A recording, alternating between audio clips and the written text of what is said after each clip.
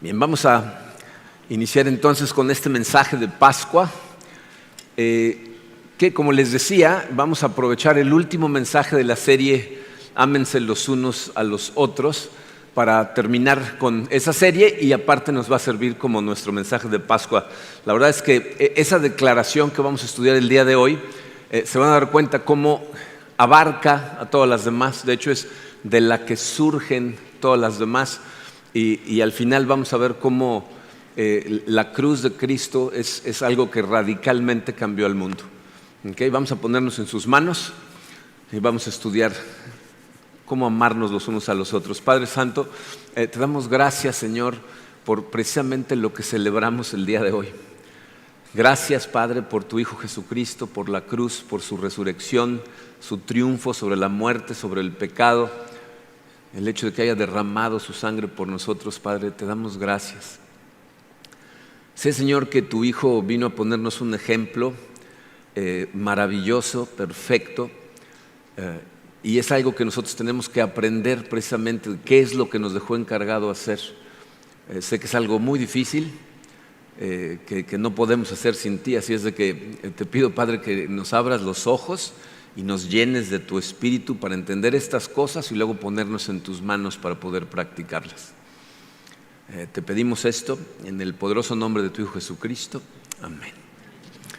Bien, miren, hace siglos en una pequeña ciudad muy remota, un grupito de judíos iniciaron un movimiento que contra toda probabilidad capturó la atención y rápidamente la devoción del mundo pagano, dentro del imperio más poderoso que existía en ese momento, que era el Imperio Romano. Y creo que vale la pena detenernos a analizar lo que hacemos como personas y lo que hacemos como iglesia y compararlas con las cosas que aquellos hombres y mujeres hicieron, que en tan poco tiempo transformaron el mundo. No sé si ustedes están al pendiente de estas cosas, pero el cristianismo está en declive. Las iglesias en muchos países del mundo se están extinguiendo y aún en los países en donde el cristianismo no es perseguido y se supone que es fuerte, hacen esfuerzos las iglesias por perseguir o atraer a grupos de gente joven y están fracasando estrepitosamente. Nuestra iglesia es una anomalía. El hecho de que aquí tengamos un grupo vibrante de gente joven, desde secundaria hasta profesionistas, que se reúnen a adorar a Dios, es algo que está empezando a desaparecer en nuestro mundo. Entonces tenemos que preguntarnos qué es lo que estas personas del primer siglo hacían que no estamos haciendo hoy. O sea, ¿qué lograba que la fe de esas personas fuera tan atractiva, tan resistente, ¿no? Tan irresistible? Porque debemos hacernos preguntas, o sea, ¿cómo es posible que una secta religiosa que nació en un rincón del imperio romano y al líder lo rechazó su propia gente y luego lo crucificó el gobierno de ese imperio, sobreviviera ante toda la resistencia que tenía, que era abrumadora? ¿Cómo se puede explicar que ese movimiento terminó siendo adoptado por el imperio que estaba tratando de extinguirlo? Esas preguntas se las han hecho historiadores, sociólogos y antropólogos a través de la historia. Y para la gran mayoría de ellos, los historiadores, sociólogos y antropólogos seculares que no son creyentes, es un misterio. O sea, no entienden cómo esto pudo haber sucedido. Les voy a leer una frase que escribió Karen Armstrong, que fue una historiadora, es una historiadora que no es cristiana ni amiga de los cristianos. Pero fíjense las palabras que dijo. Dijo, y aún así, contra toda predicción para el tercer siglo, en menos de 300 años, el cristianismo se había convertido en una fuerza que debía tomarse en cuenta. Seguimos sin comprender realmente cómo es que esto pudo suceder. O sea, seguimos hasta la fecha sin comprender cómo sucedió. Históricamente hablando, el cristianismo es inexplicable. Pero evidentemente algo sucedió en el primer siglo que resultó en la propagación del cristianismo como si fuera una pandemia de un virus aéreo, ¿verdad? Que pasó por todo el imperio, ¿no? Algo en la fe de esos creyentes de los primeros 2 siglos, la hacía atractiva, la hacía convincente, pero sobre todo la hacía irresistible a la gente que la veía. El trabajo de los historiadores, así como el trabajo de los médicos es diagnosticar la causa de las enfermedades, los historiadores, su trabajo es encontrar las causas naturales de los eventos que suceden en la historia y tratar de explicarlos. Pero ya que los historiadores se reconocen incapaces de explicar el fenómeno que sucedió ahí, entonces lo que debemos hacer es estudiar las explicaciones que nos ofrecen las personas que estuvieron ahí presentes al inicio del movimiento como testigos de primera mano, o aquellos que estuvieron caminando junto con esos testigos después de que lo vieron.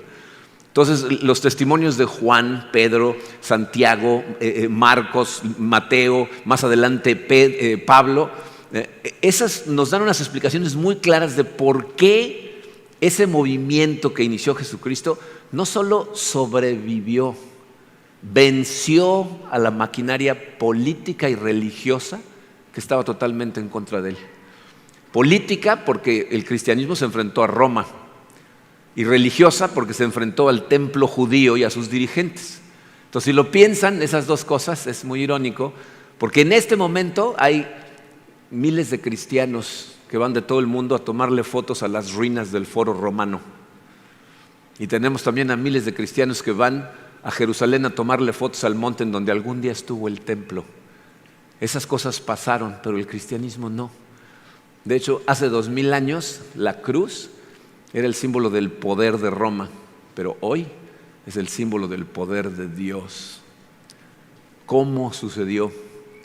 Necesitamos entender dos cosas que vino a hacer Jesucristo. La primera, en su programa, dice: Jesús entró en la historia anunciando una nueva congregación. Una nueva congregación. Miren, una vez que Jesús inició su ministerio, rápidamente su fama se extendió por todos lados, por los milagros que hacía, por las enseñanzas increíbles que salían de su boca, y la gente no podía entenderlo, lo maravilloso de sus enseñanzas. Y entonces la gente empezaba a preguntarse: ¿quién será este Jesucristo? ¿No será el que estamos esperando? Y un día en Mateo 16 registra la Biblia que Jesucristo le pregunta a sus discípulos, les dice: ¿quién piensa la gente que soy? Y entonces le dicen: pues piensan diferentes cosas. Hay unos que piensan que eres Juan el Bautista, que ya resucitó. Otros piensan que eres uno de los antiguos profetas, a lo mejor Elías o Jeremías. Y entonces Jesucristo les voltea la pregunta a ellos en el versículo 15 de ese capítulo 16 y les hace esta pregunta: ¿y ustedes quién dicen que soy yo? Pedro, que era el apóstol más impulsivo, ¿no?, que contestaba a veces sin pensar, pero que en este momento contesta correctamente, le dice en el versículo 16: tú eres el Cristo, el Hijo del Dios viviente, afirmó Simón Pedro. Dice, Jesucristo lo va a responder, en primer lugar, aceptando la afirmación que está haciendo Pedro de quién es Jesucristo, pero en segunda, haciendo un anuncio, una profecía que a muchas personas les pasa desapercibida. Son palabras que hemos leído muchas veces y muchas veces las pasamos tan rápido que no nos detenemos a pensar en lo que está diciendo.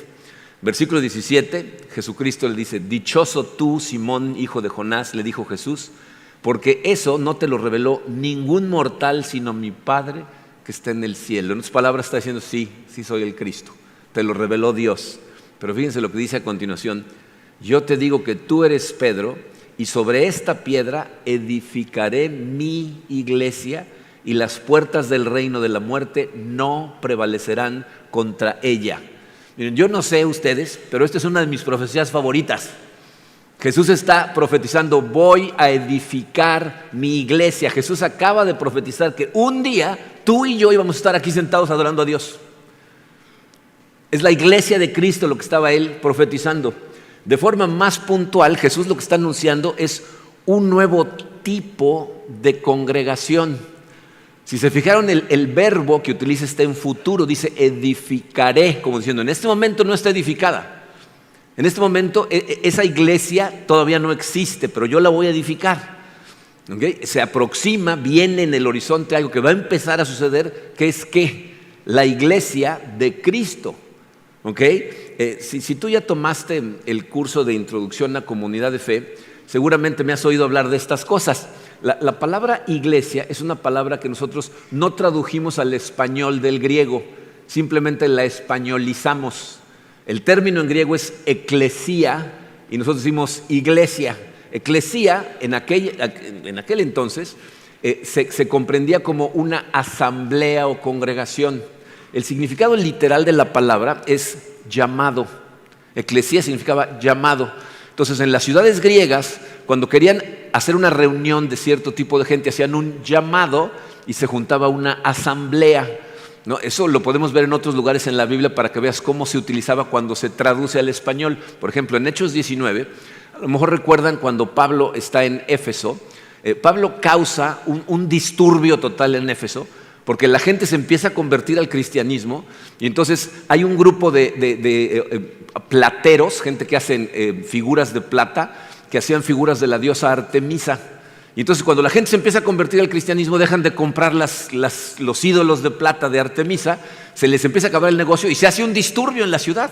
Los plateros llaman a una reunión, ¿verdad?, de todos los obreros del ramo, y ahí en esa reunión hay un griterío espantoso. Y fíjense cómo dice Hechos 19, versículos 32, no está en su programa, pero Hechos 19, 32 dice: había confusión en la asamblea, cada uno gritaba una cosa distinta y la mayoría ni siquiera sabía para qué se habían reunido. Esa palabra asamblea es la misma palabra que utiliza Jesucristo cuando dice: edificaré mi asamblea, edificaré mi iglesia. Entonces, eclesia o eclesía era una reunión de personas con un propósito específico, y lo que Jesús está anunciando es una nueva eclesía, pero esta sustentada por Él, ¿no? Cuando dice sobre esta piedra, está hablando de Él mismo. Sobre esta piedra edificaré mi iglesia. Por eso en Hechos 4 nos dicen que Jesucristo era la piedra angular que desecharon los constructores. Él era el cimiento, la fortaleza, el sustento de esta iglesia que venía. Entonces, esto quiere decir que Jesús no es simplemente uno más en una lista larga de profetas que vinieron hablando de parte de Dios, ni tampoco era un celote, es decir, un guerrillero que venía a derrocar a Roma por la fuerza. Había un grupo de celotes que eso es lo que querían hacer, ¿no? De hecho, ¿saben qué es muy interesante? El Imperio Romano tenía a Jesucristo sin cuidado. No le preocupaba en lo más mínimo. De hecho, sus seguidores le decían: pero a ver, ¿quieren que paguemos impuestos? ¿Qué les decía Jesús? Pues paguen, ¿no? Al César lo que es del César. Mi reino no es de este mundo. Yo no me vengo a pelear con los reyes de este mundo. Mi reino está por encima de este mundo. Y eso a sus seguidores les causaba mucho problema y confusión, porque ellos estaban esperando precisamente que Jesucristo viniera a derrocar a Roma por la fuerza. Pero Jesús no era ninguna de esas cosas, no era un profeta, no era un guerrillero. De hecho, la razón por la que no lo entendían es porque Jesús estaba en una categoría de uno. Es único. Pedro le da justo al clavo cuando le dice: tú eres el Cristo, el Hijo del Dios viviente. Entonces, a diferencia de todas las demás personas que habían venido hablando de parte de Dios, Jesús está anunciando algo nuevo para el mundo que nada, ni su propia muerte podía detener. Dice: nada va a prevalecer contra nosotros, ni las puertas del infierno. Este movimiento va a crecer. Sus palabras no estaban profetizando un lugar, sino un grupo de gente, una congregación que señalaba un movimiento.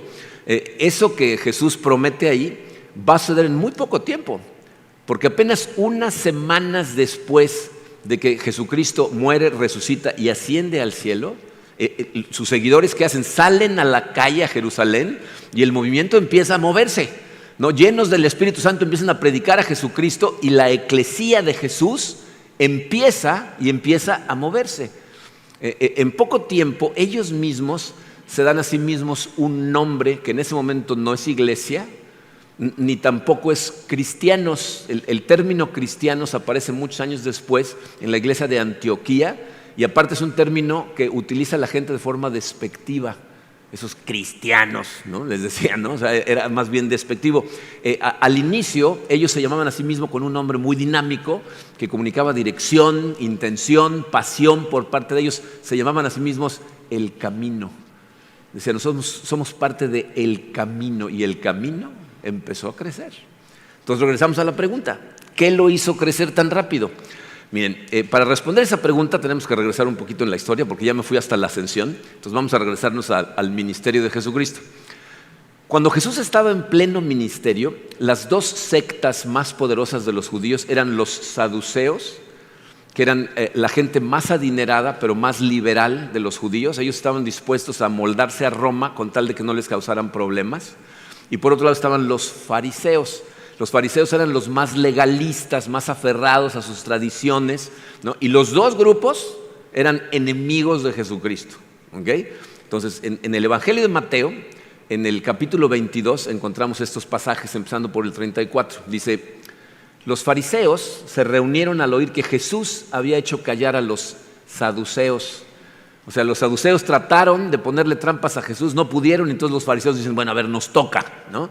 Uno de ellos, experto en la ley, le tendió una trampa con esta pregunta. O sea, lo que nos está diciendo aquí Mateo es que esta persona que está a punto de hablar no le va a hacer una pregunta a Jesús para tratar de aprender algo, sino que va a tratar de agrandarse a sí mismo a los ojos de sus congéneres, haciendo tropezar a Jesucristo.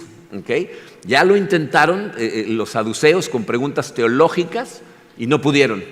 Entonces, bueno, ahora vamos a intentarla con una pregunta legal, ¿no? Acerca de las leyes. Y entonces le hace esta pregunta, versículo 36: Maestro, ¿cuál es el mandamiento más importante de la ley? Miren, esa pregunta no es una pregunta inusual o difícil. O sea, esa no puede ser la trampa, porque esa pregunta cualquier buen judío la podía contestar. Entonces, no sabemos a dónde quiere llegar este maestro de la ley, porque lo está tratando de llevar hacia una trampa, nos lo dice el pasaje, ¿no? Esa evidentemente no es la trampa, entonces muy probablemente este señor asume que ya sabe cómo le va a responder Jesucristo y seguro tiene una segunda pregunta planeada que es la que va a disparar la trampa. ¿Okay? Entonces vamos a ver primero la respuesta de Jesús. Versículo 37, le dice: ama al Señor tu Dios con todo tu corazón, con todo tu ser y con toda tu mente, le respondió Jesús. Este es el primero y el más importante de los mandamientos. Hasta ahí, todo bien, ¿no? Jesús responde correctamente y justo como el otro se lo espera. No es ninguna sorpresa, porque esta es una enseñanza muy común. Seguramente, este señor pensaba hacerle una pregunta en relación a la primera, más o menos por la línea de decirle: ¿y qué significa amar a Dios con todo tu corazón, con toda tu mente, con todas tus fuerzas? ¿Por qué? Los líderes religiosos ya también tenían una respuesta preparada para esa pregunta. O sea, la repetían como merolicos. Y la respuesta era obedeciendo los mandamientos de Dios. ¿Ok? Esa seguramente iba a ser la trampa y la intención de este maestro era demostrarle a todos los que están escuchando que Jesús es culpable de no amar realmente a Dios porque Él no respeta los mandamientos menores de los judíos. En la cabeza de los judíos de esa época, obediencia a las leyes menores mostraba devoción a las leyes mayores y Jesús constantemente está rompiendo las leyes menores. Les voy a explicar a qué me refiero con menores y mayores. Los judíos tenían una ley, que eran los 10 mandamientos, ¿ok? Y lo que los rabinos empezaron a hacer es a crear leyes menores, así les llamaban, que las ponían alrededor de las otras leyes. Entonces, si tú nunca rompías una ley menor, nunca llegabas a la ley mayor, no podías romper la mayor si no rompías la menor. Por ejemplo, el Sabbat, ¿no? El Sabbat, el cuarto mandamiento, lo que dice es: trabaja durante 6 días, haz en esos 6 días todo lo que tienes que hacer de trabajo y el séptimo día descansa y dedícalo a honrar al Señor. No permitas que nadie en tu casa trabaje durante el Sabbat, honra a Dios, ¿ok? Ese es el mandamiento. Los rabinos empiezan a crear leyes alrededor para que nadie nunca rompa esa ley. Entonces dicen: bueno, entonces no puedes caminar más de 50 metros, porque si caminas más de 50 metros ya es trabajo.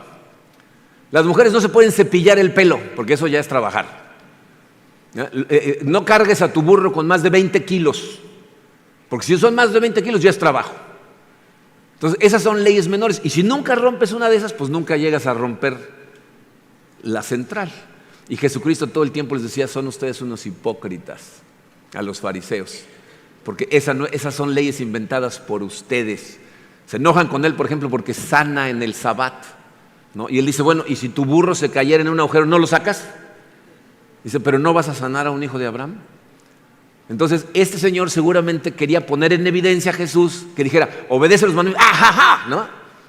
Pero nunca nos vamos a enterar cuál era su línea de pensamiento o a dónde lo iba a guiar con la pregunta, porque Jesucristo le responde la pregunta antes de que se la haga, ¿no? Fíjense cómo continúa en el 31, dice, y el segundo se parece a este. Ahí casi puedo imaginarme al maestro diciendo, ¿cuál segundo? Yo pregunté por uno, ¿no? ¿De qué estás hablando? Un segundo mandamiento, ¿no? Entonces Jesucristo, casi me lo puedo imaginar levantando la mano, diciendo, y el segundo, no acabo. Y el segundo se parece a este, y le dice, ama a tu prójimo como a ti mismo. Miren, antes de entender el impacto de lo que acaba de suceder con esa declaración de Jesucristo, necesitamos entender que históricamente para los judíos esta es la primera vez que esos dos mandamientos que provienen del Antiguo Testamento se combinan de la manera en que Jesucristo los acaba de combinar. Los dos vienen del Antiguo Testamento, el primero está en Deuteronomio, el segundo está en Levítico, pero la combinación es única a Jesucristo, los acaba de relacionar uno con el otro y va a ser el primero de varios mandamientos, de el matiz que le da Jesucristo a los mandamientos que apuntan hacia el cambio que Él está trayendo al mundo y que va a transformar al mundo entero. ¿Okay?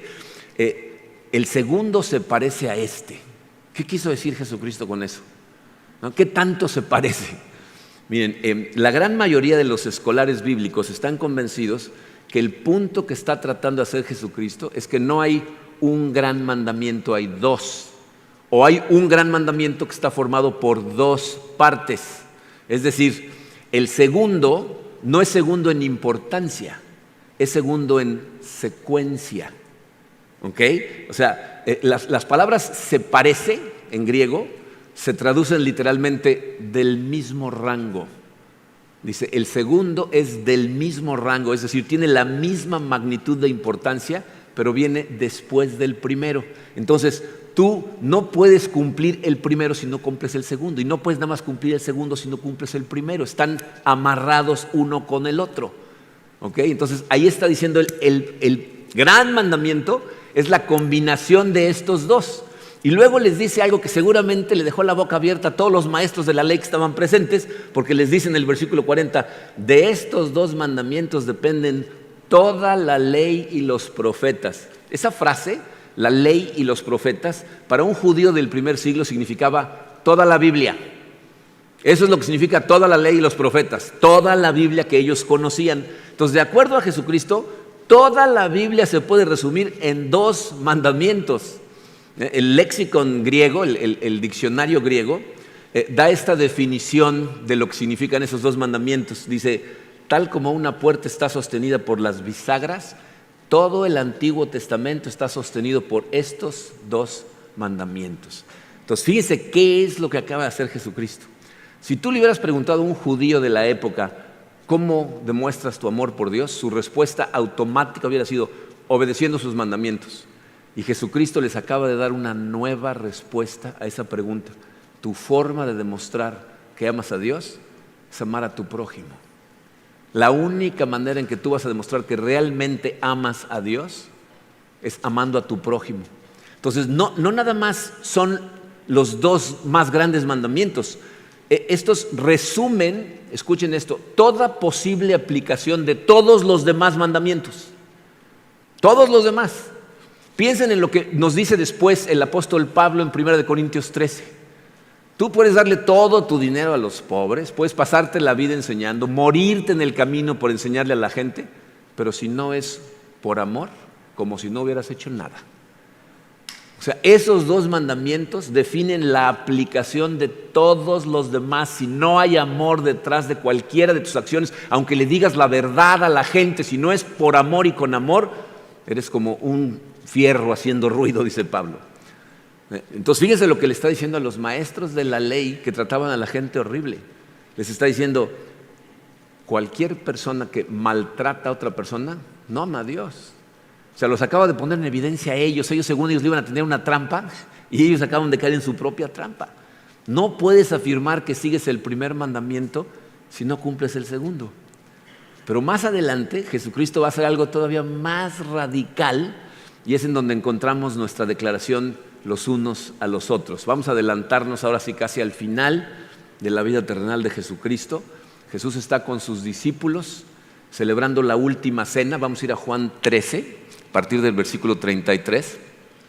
Dice Jesucristo, mis queridos hijos, poco tiempo me queda para estar con ustedes. Me buscarán y lo que antes les dije a los judíos, ahora se lo digo a ustedes. A donde yo voy, ustedes no pueden ir.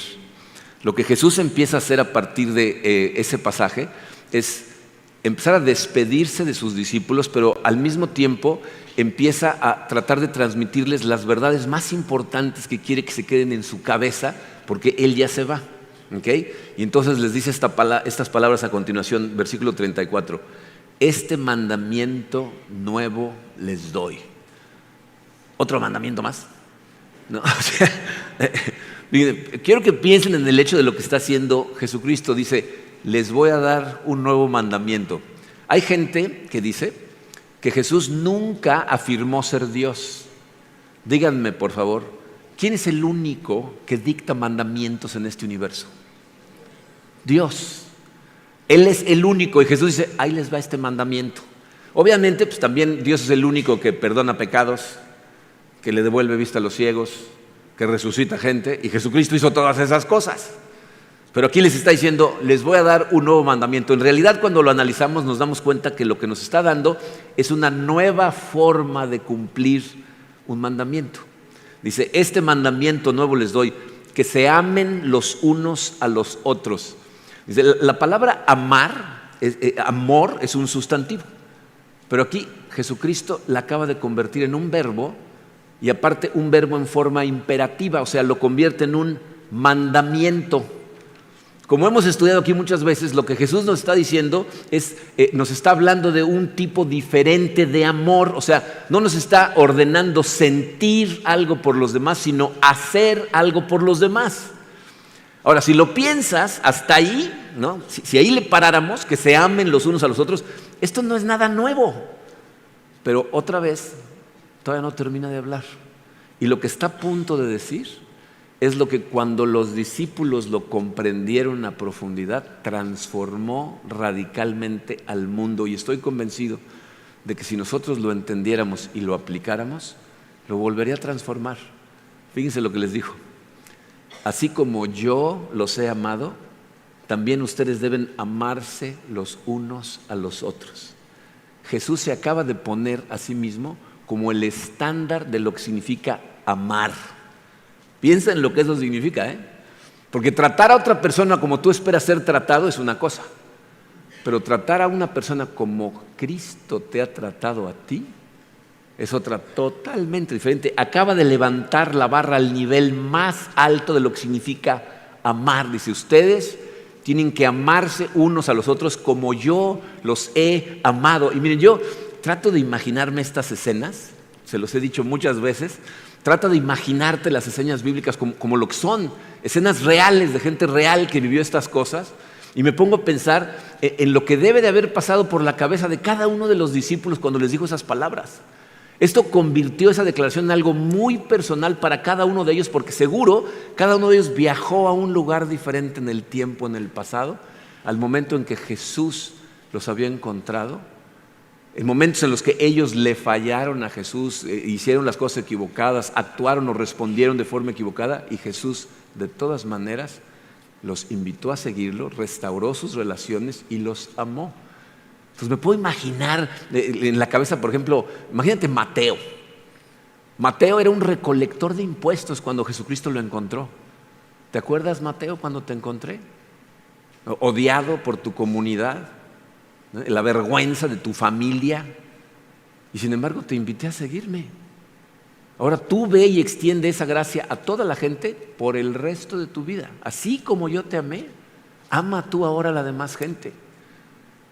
¿Se acuerdan de cuando Natanael, Felipe va a buscarlo para presentarle a Jesucristo? Y dice, de Nazaret, de ese pueblo rascuache, ¿qué cosas van a salir de ahí?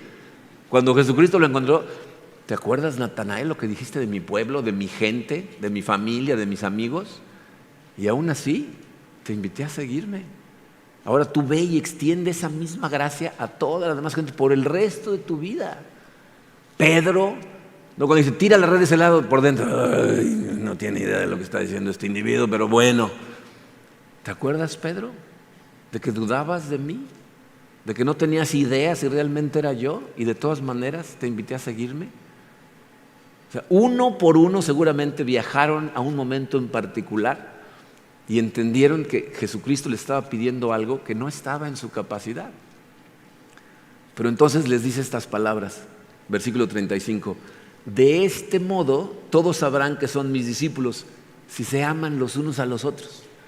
O sea, amándose como yo los he amado, la gente va a saber que son mis discípulos. Dicho de otra manera, de la única forma en que este movimiento va a crecer es si ustedes se aman los unos a los otros como yo los he amado. Cuando la gente los vea amarse de esa manera, entonces este movimiento va a explotar. Entonces, ¿qué es lo que vino a hacer Jesucristo en segundo lugar? Jesús les dio a ellos y a nosotros una nueva forma de amar. Tienes que amar a los demás como Jesucristo te amó a ti. Y miren, la verdad sea dicha, no importa a qué escena se fue cada uno de los discípulos, la verdad de las cosas es que ninguno de ellos en el momento en que les dijo estas palabras tenían idea de lo que la verdadera muestra de amor de Jesucristo hacia ellos iba a ser. Porque lo que estaba a punto de suceder por ellos y por nosotros, cuando lo entendieron, eso es lo que transforma al mundo. Esa misma noche, una turba de gente armada con palos y acompañada de soldados armados con espadas y lanzas, arrestan a Jesucristo en la noche, lo juzgan de forma ilegal, todos sus seguidores lo abandonan, lo dejan solo. No, Jesucristo va a ser golpeado, va a ser azotado por los romanos y luego, dejándose presionar por los judíos, los romanos le van a dar a Jesucristo la muerte más dolorosa que ha ideado el ser humano, que es la crucifixión. Lee un día acerca de lo que significa la crucifixión. Es la muerte más dolorosa, es una tortura que termina por ahogar a la persona en su propia sangre. Y lo crucifican. Yo no puedo imaginar lo que debe haber pasado por la mente de sus discípulos esas 2 noches, el viernes en la noche y luego el sábado en la noche, en la quietud de sus camas, pensando en el que habían puesto su fe, en el que habían creído, al que habían seguido durante 3 años. Qué tipo de vacío, de desesperación debe haber habido en sus corazones. Pero el tercer día, el domingo al amanecer, las mujeres van al sepulcro.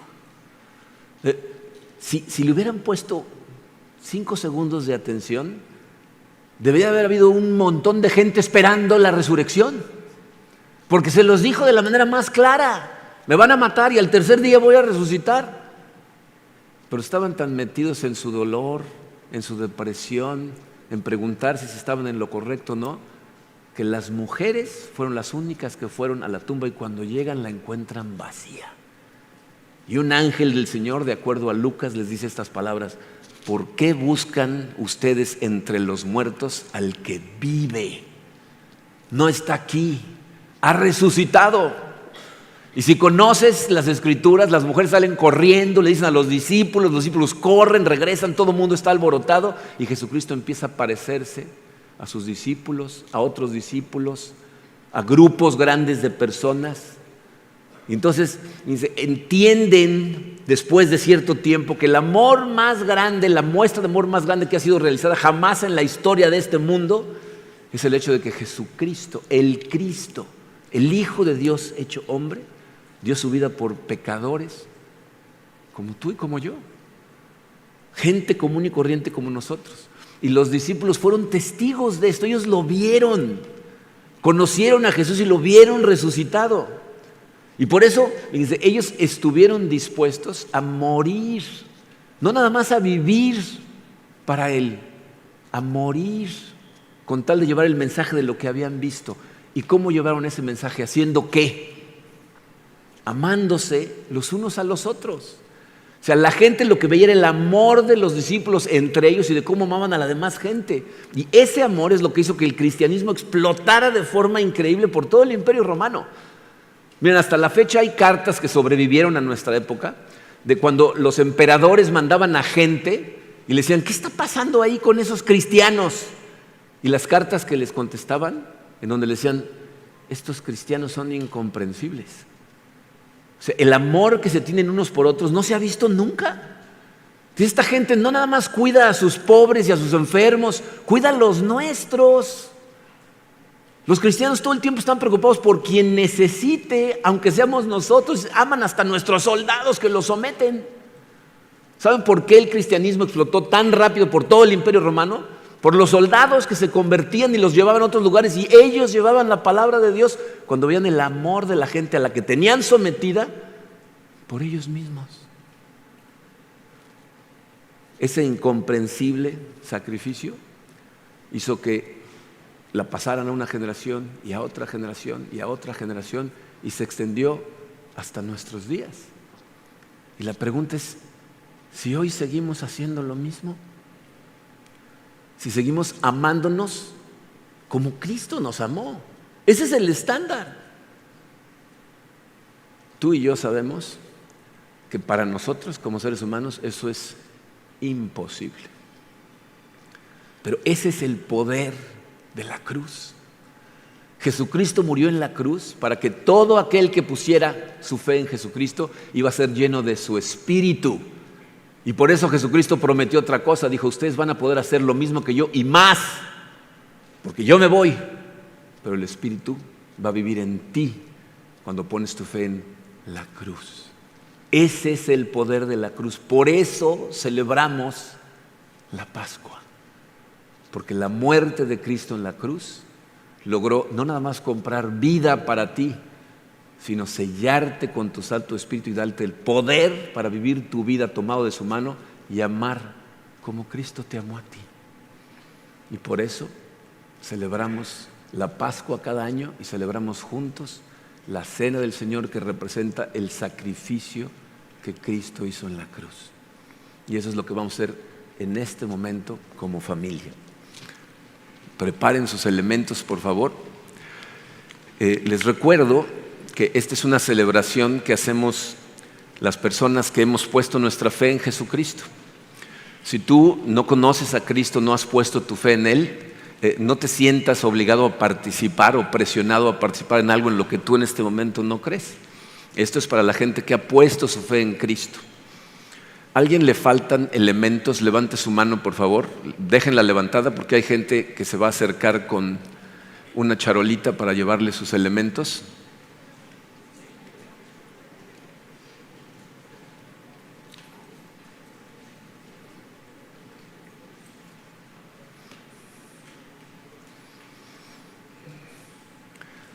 Acá tenemos una persona en la primera fila.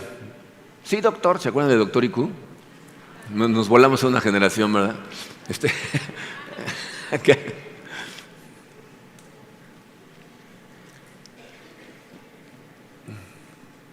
Betty, allá en la orilla tenemos a varias personas.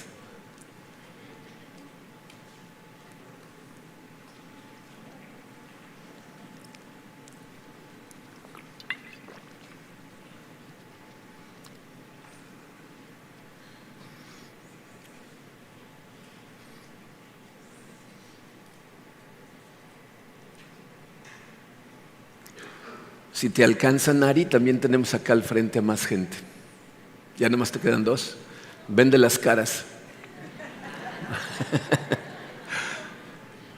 Tenemos más atrás. ¿No? Acá tenemos a dos personas. Se me hace que no van a alcanzar. La multiplicación de los panes, compartan con el de al lado. Literal, creo que ya se nos terminaron, ¿correcto? ¿Sí? Sí. Bueno, los que alcanzaron.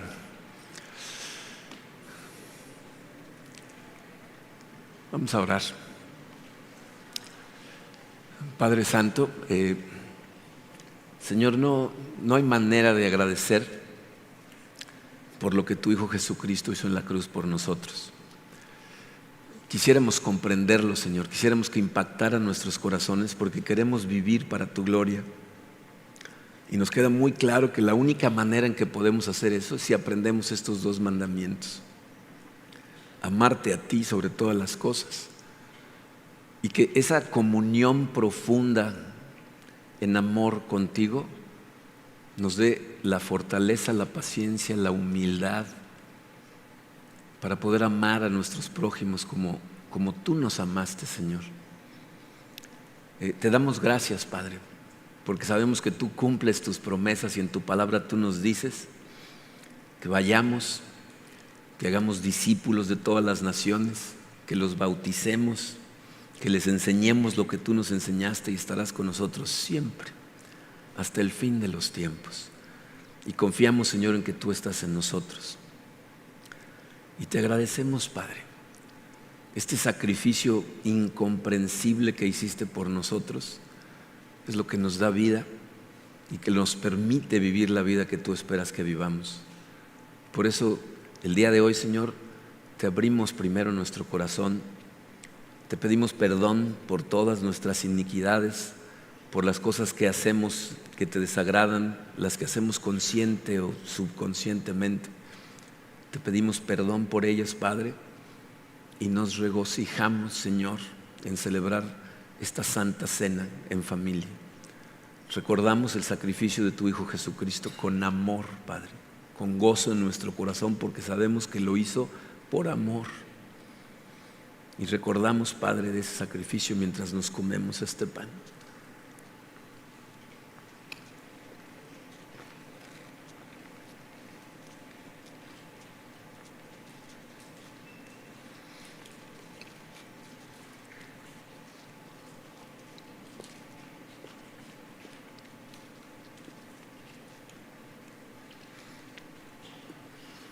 Cada uno de nosotros, Señor, sabemos lo que nos has perdonado.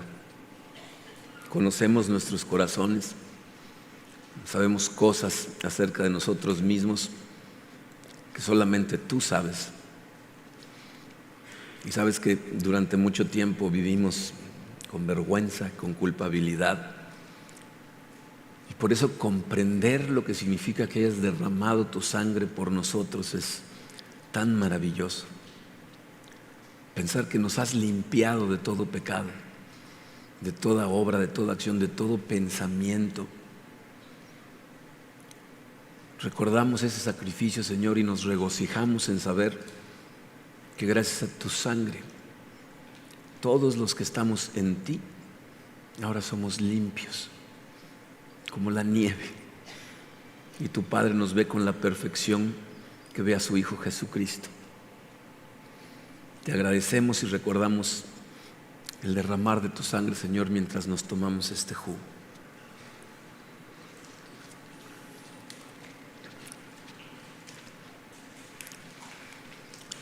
Padre, no permitas que ninguno de nosotros olvidemos que todo esto se trata de amar. Muchas veces nos perdemos tanto en los diferentes mandamientos de tu palabra que se nos olvida que por encima de todos está el amor. Ayúdanos a verdaderamente amar, tal y como nos amaste tú a nosotros, Padre. Nos ponemos en tus manos y te pedimos todas estas cosas, Señor, en el nombre poderoso de tu Hijo Jesucristo. Que a Él sea la gloria y la honra por los siglos de los siglos. Amén.